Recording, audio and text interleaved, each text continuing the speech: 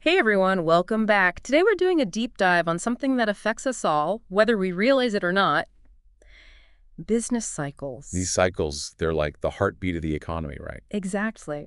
We found this really interesting article about them, and it turns out the Great Recession, that wasn't exactly a one-time thing. Oh yeah, economies have been riding this roller coaster for centuries. It's kind of wild when you think about it. So we want to explore how these phases, these upswings and downturns, how they actually play out in the real world. How they impact people's lives, businesses, you name it. And to help us break it all down, I'm joined by expert speaker. Always great to have you here. Thanks for having me. Excited to dive in. So first things first, what exactly are we talking about when we say business cycle? Well, it's basically this pattern of expansion and contraction that economies go through, kind of like a wave, right? You've got your peaks and troughs. Okay, so let's start with the good times expansion. What's happening during this phase?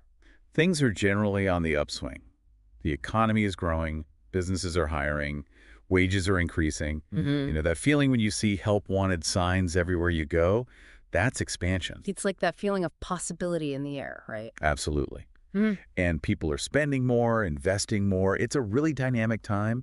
Think back to the 90s, the dot-com boom. The internet gold rush. Exactly. Companies like Amazon, Apple, they were just exploding, creating tons of jobs and driving this massive economic growth. It felt like anything was possible back then. It really did. But, and I think we all know this, good times don't last forever. Sadly, no. That's where those challenges start to pop up, even during expansion. So what's the catch? What usually throws a wrench in the works? Well, one thing is that things can get, a little overheated, like when demand gets way ahead of supply. Right. Everyone wants the latest and greatest thing, but there just isn't enough to go around. Exactly. And what happens then? Prices start going up. Inflation rears its head. Makes those good times feel a little less fun when your dollar doesn't stretch as far. Yeah, it can create some imbalances for sure. And that often leads us right into the next phase, the peak. Peak of the mountain, top of the roller coaster, whatever analogy works. Right. It's the highest point of economic activity. GDP is at its max, unemployment is super low, everyone's feeling good. But like you said, good times. Don't last forever. Because the peak, it's also a bit of a tipping point, isn't it? How so? What makes things start to go downhill? Well, remember that inflation we talked about?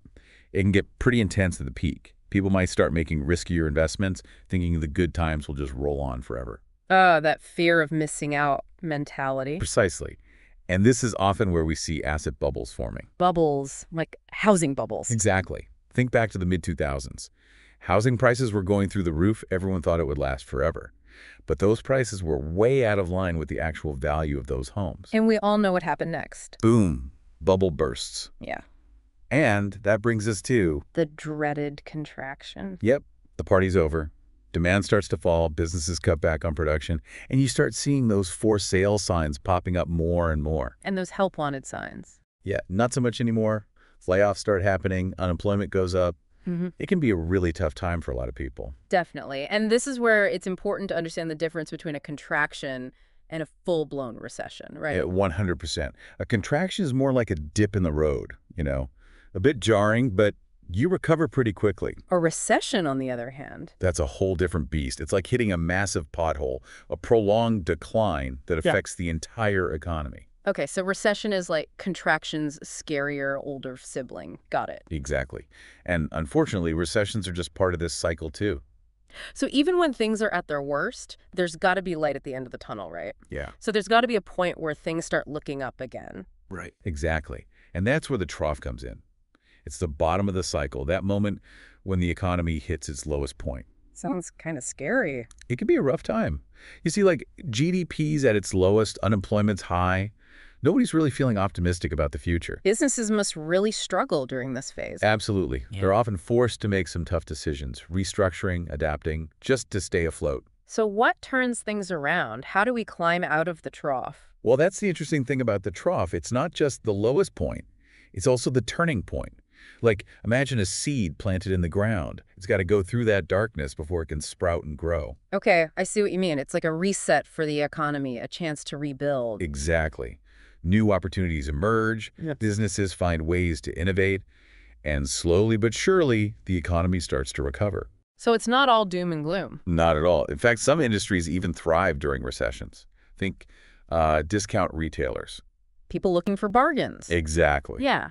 Or repair services, because people are fixing things instead of buying new ones. That makes sense. So yeah, even in the midst of a trough, there's potential for growth and positive change. Wow, that's a really interesting way to look at it. It's like this cycle, it's not just about the ups and downs, it's about adaptation and, well, resilience, right? 100%. And I think that's why understanding these cycles is so crucial. It's not about predicting the future, but more about being prepared, you know? Absolutely. Knowing what to potentially expect, how to navigate the ups and downs, that's powerful stuff. Well, expert speaker, this has been incredibly insightful. Thank you so much for breaking it all down for us. My pleasure. Always happy to talk about this stuff. And to everyone listening, we hope this deep dive has given you a new perspective on the economy, on these cycles we all ride together. It's complex, but fascinating, right? And hey, we just scratched the surface here, so keep that curiosity go, keep learning, and we'll catch you on the next deep dive.